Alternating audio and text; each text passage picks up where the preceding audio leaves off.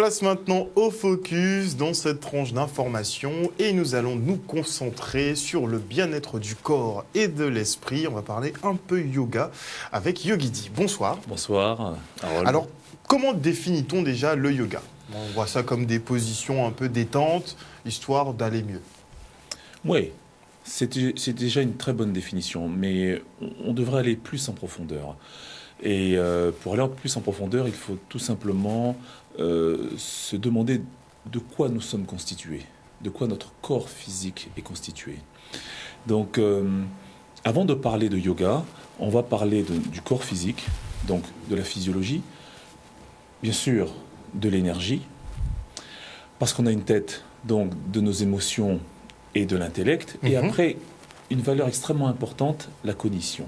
C'est-à-dire l'assemblage de tout ce dont je viens de parler et toutes ces actions qui vont interagir entre elles pour former notre personnalité et pouvoir nous permettre de se mouvoir dans ce monde, aussi bien avec notre pensée qu'avec notre corps. Tout cela constitue le yoga, la première base du yoga en tout cas.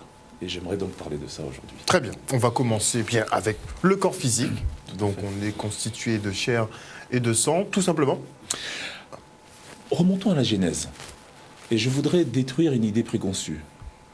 On a l'habitude de dire on vient sans rien sur cette terre et on part sans rien. Ce qui est complètement faux.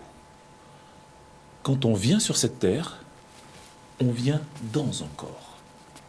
Par contre, on laisse le corps là où il est et on s'en va. Donc on ne vient pas avec rien. On vient avec une fabuleuse machine extrêmement perfectionnée qui est capable, si nous connaissons cette machine, de nous mener là où nous voulons aller. C'est extraordinaire. Et cette machine s'appelle le corps humain. Donc, à partir de cette richesse extraordinaire que nous avons, nous pouvons élaborer et conceptualiser ce que nous voulons. Vous savez pourquoi?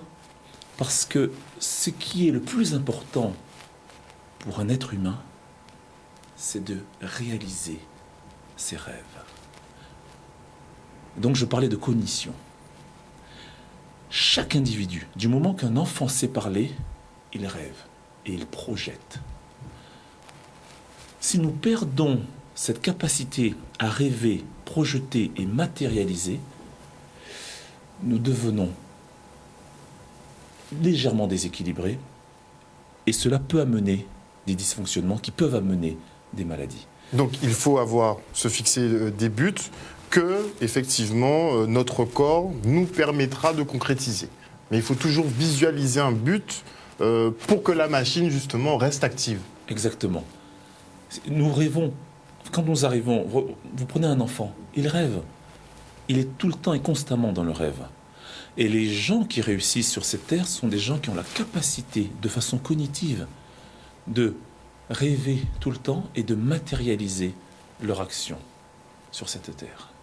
Alors, il y a plusieurs façons pour y parvenir. Le yoga va vous donner une cartographie extrêmement précise qui vous permettra de vous diriger et en même temps de vous réaliser. Très bien, très bien. Mais bon, tout à l'heure. on va passer maintenant à la physiologie. Qu'est-ce qu'on entend par physiologie? Très bien. Le corps humain. Si on enlève le processus de la réflexion de l'intellect, on regarde le corps tel qu'il est. Il est constitué de tissus. Ces tissus sont constitués de cellules. Les cellules sont constituées d'usines d'énergie. Et quand on va aller de plus en plus loin, nous arrivons en fait aux protons, aux neutrons, à de l'énergie pure. Donc en fait, le corps, c'est de l'énergie pure condensée. Maintenant, comment optimiser cette énergie de façon à pouvoir être complètement en équilibre avec notre pensée et notre corps? Vous savez, le corps est fait pour vivre 330 années.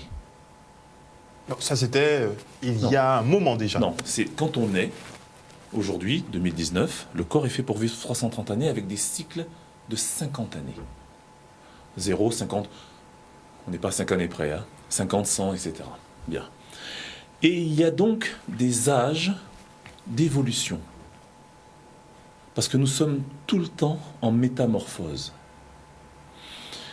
Le souci, concernant notre physiologie, c'est que nous sommes restés à l'état de 7 ans à 50 ans. Ça veut dire on considère que c'est la nourriture qui nous apporte la totalité de notre énergie. Ceci est vrai quand on est jeune, mais à partir d'un certain moment, il faut d'autres connexions d'énergie pour maintenir cette physiologie en place. Alors, ce que vous dites est particulièrement intéressant, certains parlent de nourriture physique et d'autres parlent aussi de nourriture spirituelle. Donc, en fait, selon vous, le corps ne peut pas se contenter uniquement de nourriture. Mais dans un monde aussi matériel que le nôtre, on voit effectivement la nourriture comme le seul carburant pour la machine qu'est notre corps. Le problème, c'est que cette nourriture et la qualité de la nourriture, nous savons aujourd'hui que la qualité de l'air, la qualité de l'eau, la qualité de la nourriture avec les pesticides, il y a des choses qui sont claires, et notamment en Guadeloupe, détruisent la physiologie. Bien. Mais quand bien même nous prendrions une nourriture saine, adéquate, cette nourriture est valable, cette nourriture physique, matérielle, donc des légumes, des fruits, des hydrates de carbone, de la chair animale, que ce soit d'origine marine ou terrestre. À un certain moment, le corps ne peut pas capter la totalité de cette énergie brute tout au long de sa vie. D'accord. Que se passe-t-il ? Là, on parle de physiologie. Et tout à l'heure, je vous parlais de psychologie. Le corps se dégénère si il reste au premier stade. Je mange, j'ai faim, je mange, j'ai faim. À un certain moment, on aura des difficultés à dormir. À un certain moment, on va se déséquilibrer, etc., etc. Donc, de quelle nourriture avons-nous besoin pour le deuxième stade de la vie qui concerne 50 à 100. Remarquez bien une chose, de 0 à 50, ça va. Et malheureusement, globalement, sur toute la Terre, et ça concerne les 7 milliards et demi d'habitants qui composent cette planète, de 50 à 100 ans, Non, de 50 à 70, on y va sur la brèche en étant malade et on finit... Oui, c'est la décrépitude. Voilà. Et ce n'est pas normal. Vous savez pourquoi ce n'est pas normal ? Revenons sur le processus de cognition et de rêve.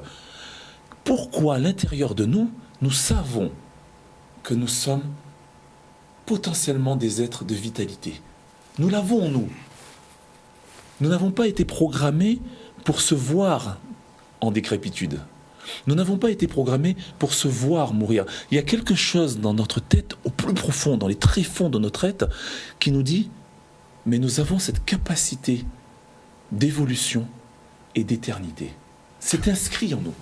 De toute façon, la faculté de régénération, c'est vrai qu'on ne s'en rend pas compte puisque ça fait partie de processus naturels, mais finalement, quand on se blesse, notre corps se régénère de lui-même, il n'a pas besoin d'apport extérieur nécessairement, il se régénère de lui-même.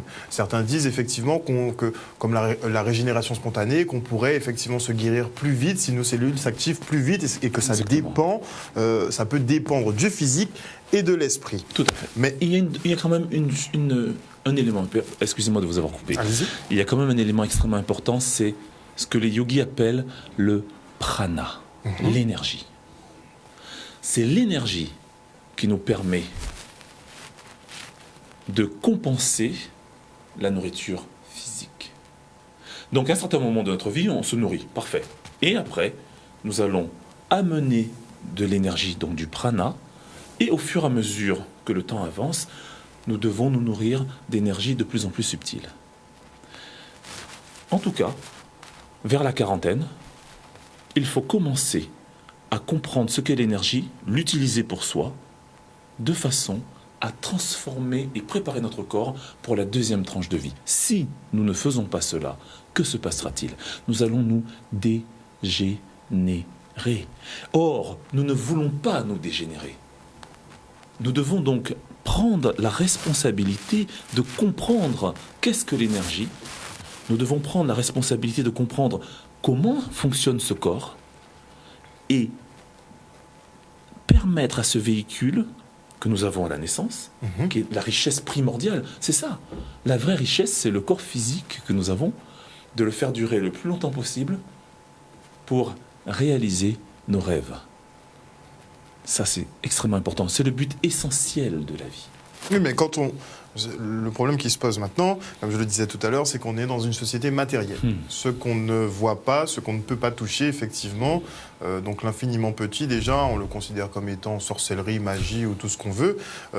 Donc déjà, pour passer de matériel à des choses qu'on peut toucher et qu'on peut voir, à des choses qu'on est censé ressentir, on n'est pas élevé pour ça, on n'est pas programmé pour ça. Au contraire, on est plus programmé justement pour anticiper et la décrépitude en question. C'est vrai. Alors, là, vous parlez d'une chose extrêmement importante qui est en fait le système. L'être humain a créé un système, écoutez-moi bien, parfait, mais qui a un temps donné. Dans ce système, on travaille, on produit des richesses, on permet, alors là je vais parler de la France, on permet aux personnes âgées d'avoir des retraites. Donc les personnes plus jeunes travaillent pour des personnes âgées, globalement. Système de par répartition. Voilà. Tout compte fait, on permet l'enrichissement de tout le monde par notre enrichissement personnel, mais jamais on se pose la question. Et en France, le pays parmi les plus grandes puissances mondiales se pose la question, mais que faisons-nous de nous? Ça, non. Par contre, on a créé une société qui est trop dure pour nous, sincèrement. Si cette société était équilibrée et que nous avions moins la notion de s'approprier des gains de façon démesurée, nous pourrions nous occuper de notre santé. Mais c'est très simple l'équation. C'est soit vous vous enrichissez et vous perdez en santé, mais moi je n'ai jamais vu quelqu'un qui prend de la richesse et qui est en bonne santé. Je n'ai jamais vu. Alors, il doit en exister, ils doivent être très très rares. Par contre, la question que l'on doit se poser, pouvons-nous prendre de la santé et la santé peut-elle nous amener de la richesse matérielle? Et ça, le yoga répond à cette question et donne des éléments qui permettent à l'être humain qui va dans cette voie-là de pouvoir vivre convenablement. Alors, aujourd'hui, nous avons un problème, c'est que nous avons tronqué la santé contre la richesse. Donc, nous avons complètement oublié, puisque, bon, ce n'est pas pour dire du mal, mais l'Église nous a toujours dit, le corps est mauvais. Nous venons sans rien, seul l'esprit compte. C'est faux. Oui, mais bon, après, sur les questions de religion, on va même pas rentrer dedans, parce que même moi j'avais glissé de manière assez radicale sur la question, puisque bon, la religion, bon, on l'explique dans les jeudis d'anthropologie, que la religion, ça a plutôt été un instrument justement de manipulation géopolitique, plutôt qu'une science sur l'éveil justement à la spiritualité. Donc on va mettre la religion de côté et laisser ceux qui veulent s'orienter vers ça faire leur choix, il n'y a pas de problème. Mais moi c'est vraiment sur la question de spiritualité, puisque on confond un peu spiritualité et énergie, et je pense que les concepts se confondent tous les deux. Donc selon vous, est-ce que le yoga ou une autre pratique similaire ou à ce niveau-là peut permettre de manipuler, de capter les énergies et de pouvoir les manipuler comme on le souhaite? Mais vous avez tout dit. C'est exactement ça. Le yoga nous permet d'être aux commandes de notre vie. Voilà. C'est très simple. Maintenant, après, il faut comprendre... Mais aux commandes de notre vie, en apprenant à maîtriser le corps dans un premier temps, et après l'élévation... Bien sûr. Écoutez, commençons par ce que nous sommes. Ne mélangeons pas. La première des choses qu'il faut maîtriser, c'est la physiologie. Je vous ai dit qu'il faut comprendre déjà les étapes, comment le corps, lui, procède. C'est de l'arrogance de croire qu'on maîtrise le corps physique, c'est faux. Parce que si on croit qu'on maîtrise le corps physique, c'est très simple. Mais qui maîtrise le vaisseau alors si ce n'est nous? Ah voilà. Mais aujourd'hui, combien de gens maîtrisent le vaisseau, sincèrement? Ils naissent avec un super vaisseau, et qui le maîtrise? Non, on se laisse aller. Le yogi ne se laisse pas aller. Le yogi prend la décision d'utiliser son corps à son maximum, à son potentiel maximal, pour pouvoir évoluer physiologiquement et ensuite, permettez-moi de le dire, spirituellement. Mais c'est un autre volet. Restons sur le processus matériel de notre corps. Donc quand vous adoptez, puisqu'il y a différentes positions qui sont assez récurrentes, puisqu'il y a plusieurs types de yoga, bon, on développera dans une autre émission, mais il y a plusieurs types de yoga. Et la plupart sont basés sur des positions qui peuvent parfois être inconfortables, incommodantes. Et on voit souvent que les pratiquants de yoga, souvent ils prennent des références justement de personnes qui ont un certain âge, par exemple 90, 100 ans, et qu'ils peuvent effectivement, ils ont toujours la maîtrise de leur corps au point de pouvoir se contorsionner un peu dans tous les sens. Est-ce que le but, c'est d'infliger une certaine douleur à son corps jusqu'à la tolérer, ou comment ça se passe en fait? Mais pourquoi vous parlez de souffrance? Parce qu'avec l'âge, en fait, concrètement, il y a beaucoup de mouvements qu'on n'opère plus. Si on n'a pas beaucoup d'activité physique, bon, il y a atrophie musculaire, bon, on aura du mal à se plier, on aura du mal à se pencher, ça va devenir compliqué. D'accord. C'est pas comme ça qu'il faut le voir. Le corps, c'est comme une plante. Si vous lui donnez le bon soleil, la bonne hydratation, la bonne nourriture, il va bien se comporter. Bien. Vous avez dit quelque chose. Le corps vieillit, oui. Mais je vous ai parlé du prana. Il faut savoir comment capter le prana pour que le corps garde sa jeunesse. Donc le prana, c'est l'énergie. Le prana, c'est l'énergie. Le prana, c'est ce qui fait fonctionner tout l'univers. Ça veut dire que la Terre tourne sur elle-même, puis tourne autour du Soleil. De toute façon, le monde est vibration, le monde est énergie. Voilà, le monde est prana. L'univers même est énergie. Voilà, l'univers est prana. Donc, le corps est prana. Donc, il faut savoir capter le prana pour que le corps ait la capacité de rester éternellement, quand je parle d'éternellement, de rester durant notre vie, quand même, mais très longtemps, optimal. Écoutez, il y a une dame qui a 92 ans, elle fait le marathon de New York.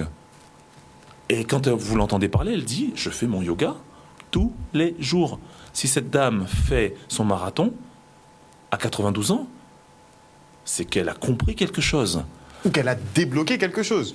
Compris. Ouais, compris, oui, effectivement, puisque ça se passe, on parle bien, ça se passe au niveau du cerveau, tout ça. Alors, oui, ça se passe au niveau de la compréhension et puis au niveau aussi du corps. Mais si cette personne qui a 92 ans fait son marathon à New York, alors qu'elle a commencé le yoga à l'âge de 60 ans ou 70 ans, c'est ce qui veut dire que si elle est capable de le faire, alors au moins 5 milliards d'individus sur cette Terre est capable de le faire aussi. C'est sûr.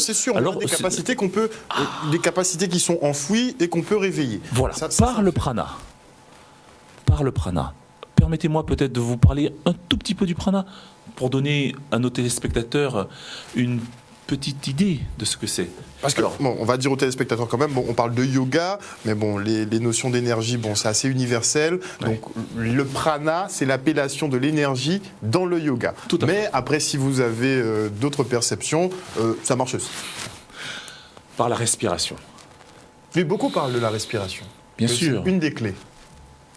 Le pranayama se capte par la respiration et aussi par la glande pinéale. Bon. Parlons aujourd'hui, si vous me le permettez, de la respiration. On gardera la glande pinéale pour une autre fois. Oui, c'est extraordinaire la glande pinéale. Ah oui, on aura beaucoup à dire là-dessus. C'est une base extraordinaire. Mais pour revenir maintenant sur la respiration, que se passe-t-il? L'oxygène rentre dans la cellule, notamment au niveau de la mitochondrie. La mitochondrie, c'est l'énergie, c'est l'usine de la cellule qui va fabriquer l'énergie. En règle générale, on respire et on prend 30 à 40% de notre capacité. Mais si on respire en allongeant l'inspiration et l'expiration, et aussi en contrôlant la rétention, on permet en fait à l'énergie, au prana, d'effectuer toutes les possibilités pour que la cellule puisse être optimale. Donc, que se passe-t-il? Au fur et à mesure que nous avançons dans l'âge, si nous ne pratiquons pas le prana, nous allons commencer à se mouvoir de plus en plus lentement, puis être fatigué, puis ensuite à être immobile. Et l'immobilité va amener tout simplement la dégénérescence du corps physique, la maladie, etc. Le prana est un processus d'entropie qui permet de lutter contre le vieillissement. Donc respiration, ce serait déjà une des premières clés, bien respirer.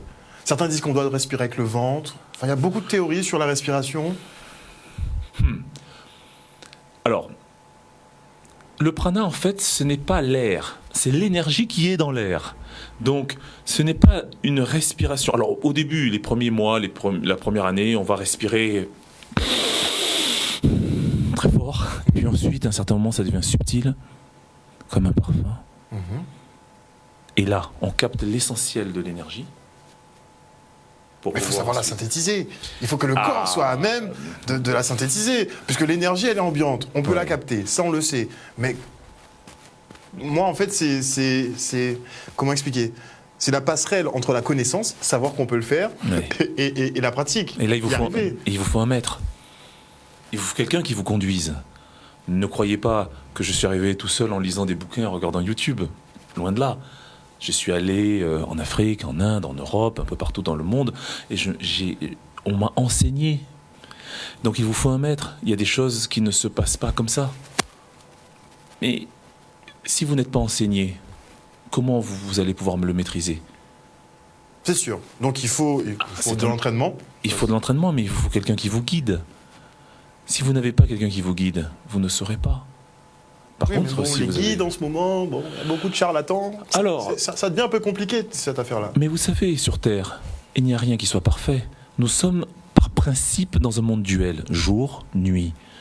On est d'accord, chaud, froid, blanc, noir. La dualité est partout. La dualité est partout. Donc il faut accepter la dualité. Mais ce n'est pas parce que nous sommes dans un monde duel que nous ne pouvons pas passer au-delà de cette dualité. Alors, pour passer au-delà de cette dualité, le yoga est une bonne pratique. Très bien. Merci en tout cas Yobidi pour ces premières explications. Merci beaucoup. Puisqu'on va, on va parler un petit peu du corps physique et beaucoup d'énergie effectivement, puisque bon, je pense que ce sont des notions qui peuvent beaucoup aider. C'est vrai qu'on est dans une société très matérialiste, mais on ne peut pas dénier le fait que notre monde est régi par des lois et des énergies. Enfin, c'est une évidence. C'est une évidence. J'aimerais bien qu'on en parle un peu plus souvent. Merci Donc effectivement, je vous recevrai assez régulièrement et on parlera notamment la prochaine fois de cette fameuse glande pinéale. Oui. Mais là, on fera sous forme de débat parce que beaucoup de gens ont beaucoup de choses à dire sur la glande pinéale et on verra ce qu'il en ressort. En tout cas, merci pour ces premières explications sur le yoga et on poursuivra sur cette lancée. En tout cas, chers téléspectateurs, merci de nous suivre. On se retrouve après la coupure pour une deuxième partie du Focus. À tout à l'heure.